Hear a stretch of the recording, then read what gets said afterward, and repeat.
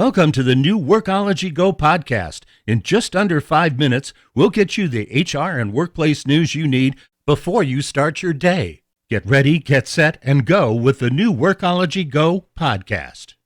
Here are today's HR and workplace news headlines from the Workology Go Podcast. I'm Jessica Miller-Merrill. This podcast is sponsored by Workology.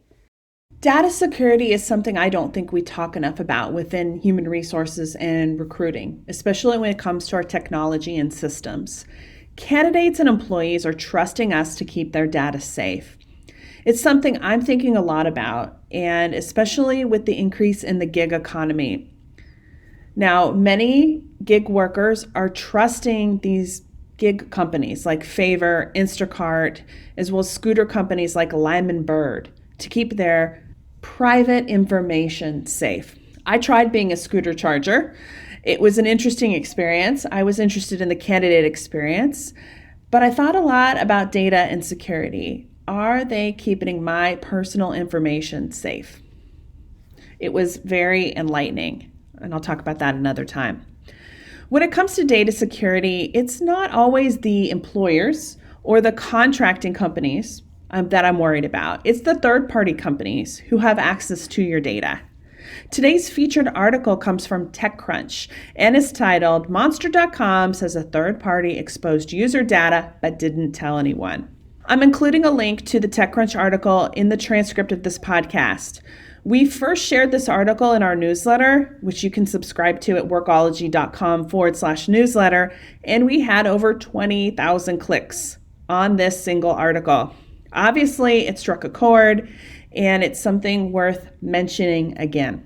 I wanted to hear more about data security, so I tapped expert Farida Shareed to talk about how, as employers and HR leaders, we can work to protect our data from these third-party organizations, even these job boards.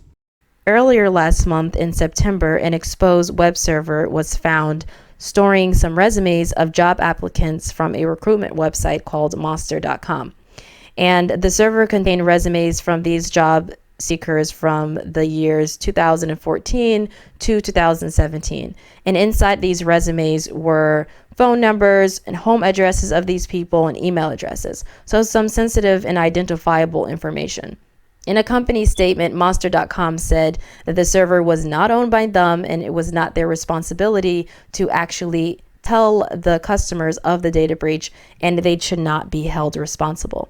The server was basically eventually secured later on, but they believe that it was not really in their power to tell the customers about the breach.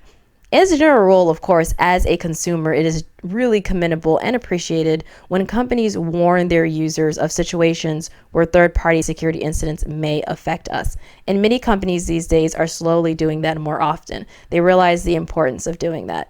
Employers can protect other people's data by hiring security professionals that take security seriously, and then having security awareness training for the team members of their company so that everyone is up to date about what's happening and they're able to protect people's data a little bit better.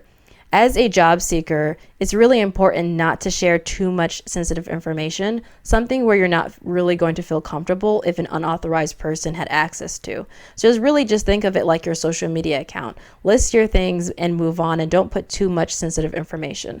So if you want to put your address, don't put your exact address. Use a general location like your city or state. Of course, knowing that anything you submit online can be used by a third party. So not just an unauthorized party, but also a third party like this happened with the Monster.com. And it is extremely important to make sure that you are using best security practices throughout your life. And anytime there's a data leak or data breach, understanding that this information can be used in a phishing attack against you. So this information is freely available online and may be used to lure you into clicking a link or an attachment so that it is easier to get into your stuff. Really important to stay on top of security and practice good security practices for everybody involved.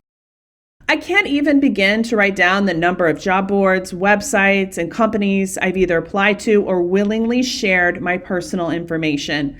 I'm sure you are the same way. As employers, we have a huge, and I mean huge, responsibility that I think we take for granted. I also think data security has hasn't really been an important focus for us for whatever reason. But as we add more HR systems and we integrate more technology into our departments, we use more third-party sites, our organizations need to be thinking about data security. The companies you partner with need to take data protection seriously, not just kind of go through the motions and say the things that we need to hear. With the number of HR tech companies who are entering our market space and our industry, it's only going to get more complicated. And we're relying more on technology more than ever before. So it's going to continue to be a topic of discussion. And I hope that it's something that this podcast spurs some conversations within your department.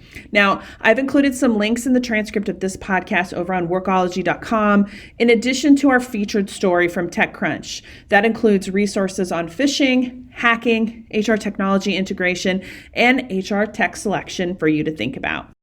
Workology now offers SHRM certification prep classes on your schedule with over 36 hours of online training, a private Facebook group, and instruction using the SHRM learning system. We give you the resources you need. Visit workology.com/products to learn more.